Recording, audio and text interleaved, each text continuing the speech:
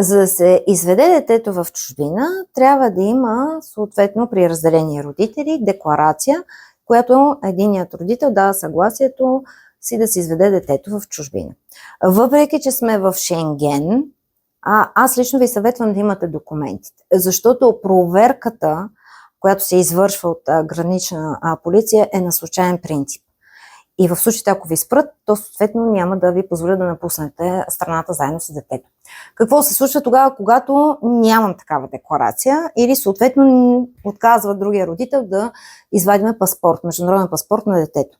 В такъв случай трябва да се обърнете към съда, образува се съдебно производство, което по съществото си решението на съда е заместващото съгласие да се изведе детето тогава, когато другия родител отказва да се даде такова.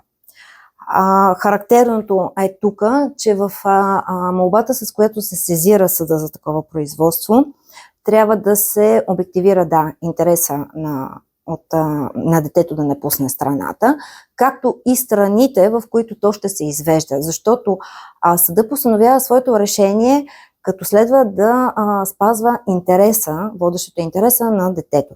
Тоест не може да позволиме да се изведе дете в страни, в които има размирици и военни конфликти. Едва ли родител съзнателно ще се изведе детето, но следва да се има в предвид тогава, когато се депозират такива документи пред съда. От моята практика често имаме случаи, в които единият родител възпрепятства излизането на детето в чужбина по време на неговата ваканция. Защо?